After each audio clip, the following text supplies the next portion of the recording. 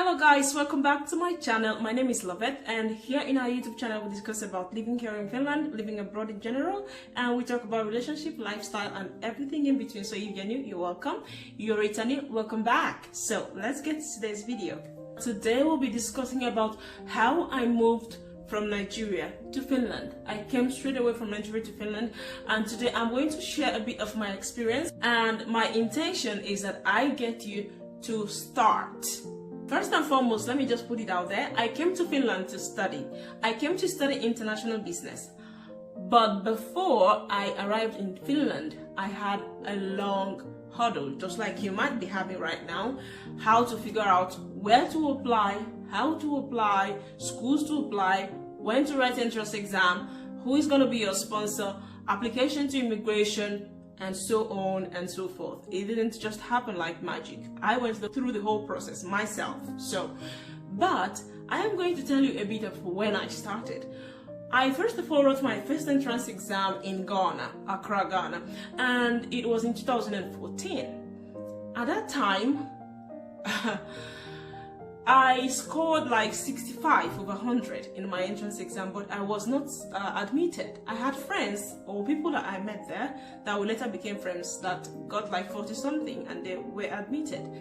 And I wondered why, and when the results came out, I was told that I did not meet up with the minimal point in mathematics. If anybody knows me, you would know that mathematics is no-go area for me. Like originally when I was told I'm going to write mathematics, I was like, there is no way I'm getting a study place because I don't even know anything about calculation. Like adding numbers is not really my thing. Doing this, speaking, and other things are my thing. So I was like, there is no way I am going to succeed with this. And then I tried that first year in 2014 in Ghana, and I didn't get any admission place, and I was like, okay, maybe that's it.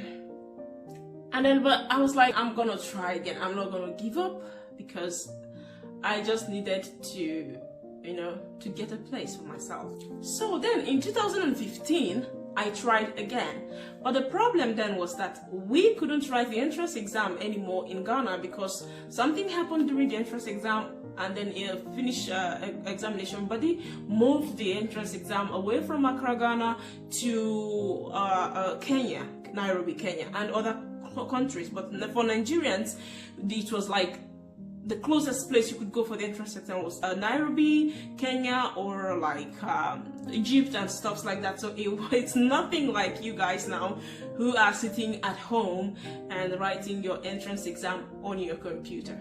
There was nothing like that. So in 2015, I went to Kenya for my entrance exam. Guys, this is for entrance exam that I don't know if I'm going to get admitted to.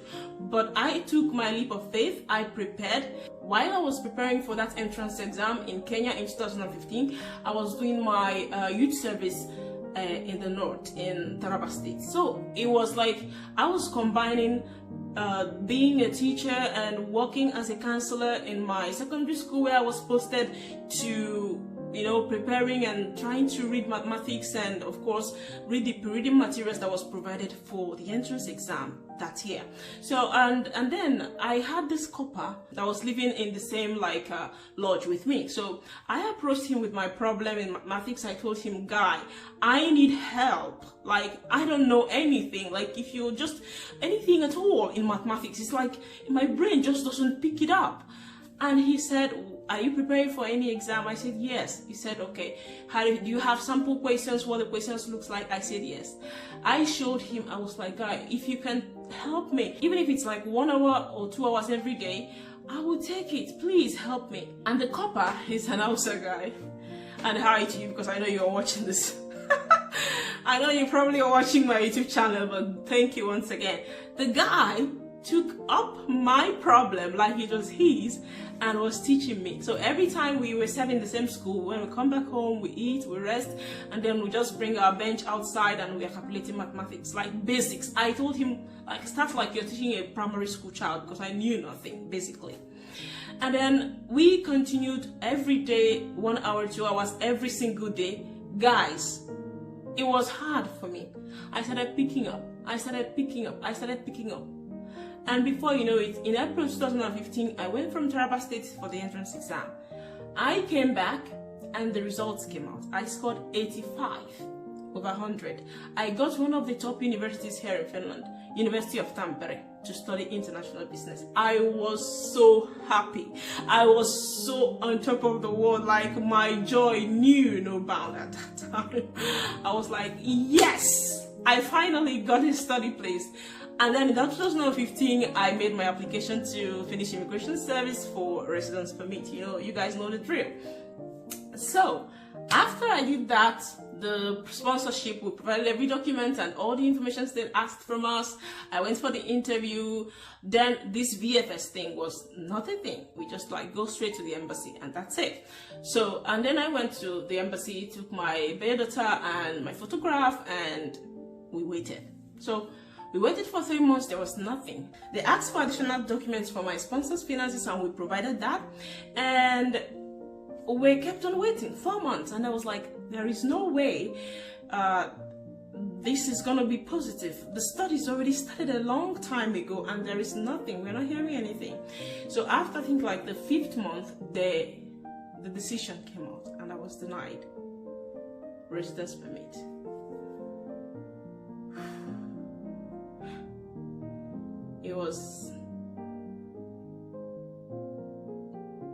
It wasn't what I expected. I felt bad. I felt like this is not happening to me. How can I go all the way to Nairobi, Kenya to write an entrance exam, get a grade this awesome, 85 over 100, get a study place in a top university, and Finnish Immigration Service just says, hello, no, we can grant you permit to come for this study. This is not happening to me, guys. Like, wake me up.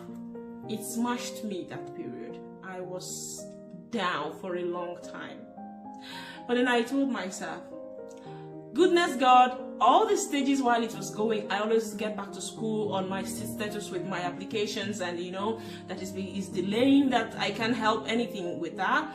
And then they were like, okay, they were along with me all the way. And when the negative decision came out, I told them, and I deferred the admission till the next academic year. That's the good thing, that there is this possibility to defer admissions, that if you couldn't start in the first year, so you could start the following year.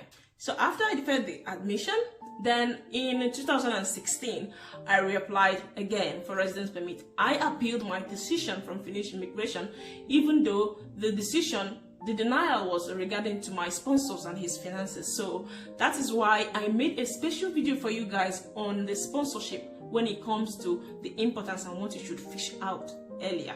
I have a video on that. If you haven't seen it and you're applying or doing anything around this thing, go and watch that video, guys. You need to watch it.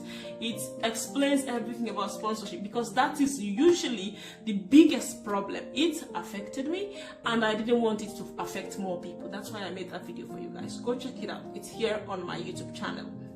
So I was like, regardless of the decision, I appealed that decision. So my appeal was already running when I reapplied again with a different sponsor. Then the hard question was that, how to get another sponsor? It was the toughest. I had this person who fits all that is needed when it comes to a sponsor. Like, he is financially buoyant, he has legitimate business, he's a kind of a friend to the family. I was like, certainly that, oh, this guy is gonna work, he's gonna be my sponsor. I prayed 7 days fasting and praying before I went to this man's office to ask him to be my sponsor. I was like, there is no way he won't accept. I prepared myself and my journey to his office spiritually, mentally, in all ways. So this is going to be a yes. And this man told me to my face in his office, no, he is not going to be my sponsor and he's not going to do it. I broke into tears in his office. I cried. It was like the world, the ground should just open, so that I just, you know, I didn't have any other person. There is no other person who can do this for me.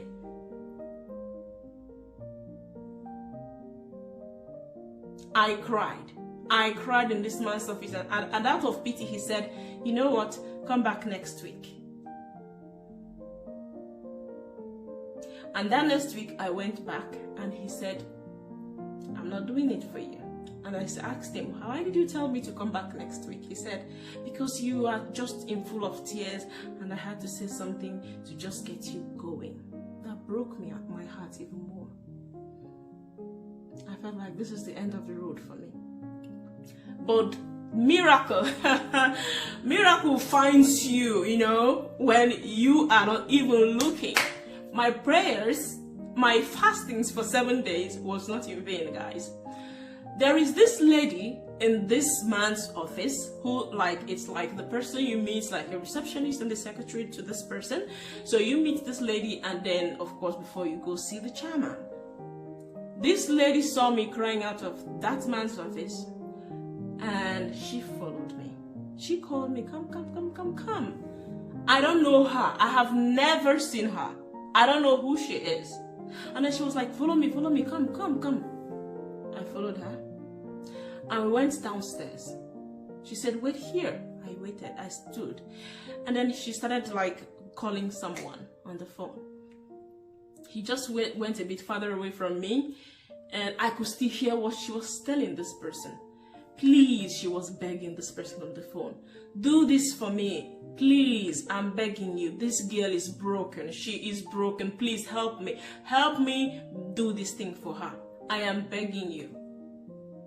I was like, what is even happening here? It was the most like, I was just there. Like, my tears are rolling, but still I am a bit of in a state of like, I don't understand what was going on, because this lady, I don't know her, I have never seen her, and who is she calling? You know, the whole thing, I was just there. I am in my worst, so anything goes. She spoke with this man or this person on the phone, and after that she came to me and said, take this number from me and call this person. I've told him about sponsoring you, and you need to ask him also yourself.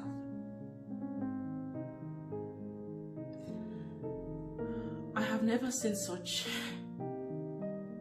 I don't like. I have my grace. Like I always tell you guys, my grace is like sufficient. Like it's glowing around me all the time. But that was the height of it. That was the height of it. I was like, okay, I took the number. I thanked her so much. I went home. I called this person and I met with him, and he was the nicest person I have ever seen. I was like, I can do it for you. Don't worry. That was it, guys. This guy, just like that, became my sponsor for me to come here.